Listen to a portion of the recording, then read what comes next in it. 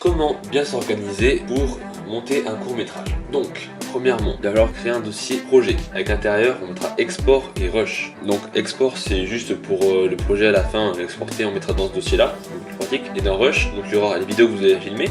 Truc, c'est pour tout ce qui est logo, sous-titres, etc. Musique, c'est pour toutes les musiques que vous avez essayé. Et des bruitages, genre si vous avez aussi des bruitages, parce que souvent, il faudra des bruitages pour les courts métrages, parce qu'on enregistre que le son pendant les films. Et après, on ajoute le bruitage par derrière. Voilà. Après avoir fait ça, on va pouvoir commencer à monter. Voilà. Je suis à l'intérieur de Premiere Pro. Donc, à l'intérieur de Premiere Pro, on fait un petit peu la même chose. On met la musique, les rushs, les bruitages. Ah, un backup, oui, j'ai oublié de préciser avant. C'est quand même mieux d'avoir un backup parfois, avec toutes vos séquences, qui sont d'ailleurs mal rangées, vu que je devrais les mettre à l'intérieur de rush. Voilà.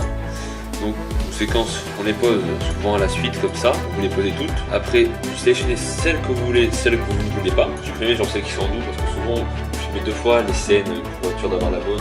Vous les visualisez comme ça. Après avoir toutes les bonnes séquences, vous supprimez, voilà, comme ça. Donc voilà, vous raccordez toutes les séquences comme ça. Et donc vous avez ce qu'on appelle le premier son. J'en parle dans la toute première vidéo. Maintenant, il va falloir couper un petit peu. Donc, vous appuyez sur X pour couper, voilà. Et après, genre ailleurs, vous sélectionnez, vous appuyez sur C, c'est les raccourcis que je vais paramétrer, vous appuyez comment les changer à la fin, bien sûr là ça ne marchera pas. Donc voilà, vous faites un petit réglage comme ça, hop hop, vous coupez. Il y a aussi des raccourcis très utiles, donc c'est Q et W, ça ils sont de base, ça sert à rien de les modifier. W c'est pour enlever la fin, et Q c'est pour enlever le début, à partir de là, voilà. Moi je suis sur une vidéo, c'est pareil que couper, puis après raccorder.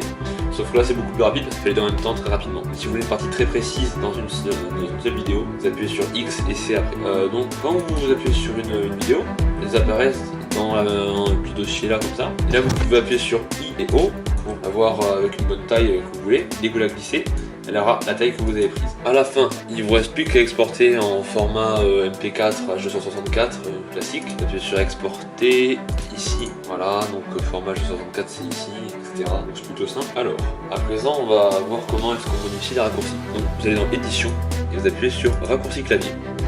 Et après, il ne vous reste plus qu'à chercher ce qui vous intéresse. Exemple, couper, voilà. Donc ajouter une coupe. Donc vous voyez, moi j'ai mis X à la place.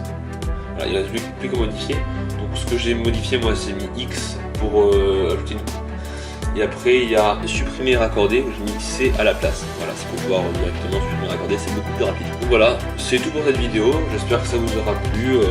N'hésitez pas à vous abonner. Voilà, parce que je commence un petit peu à être actif. Je vais essayer de poster une vidéo par semaine minimum. C'est mon défi. Et j'espère que ça va durer. Salut!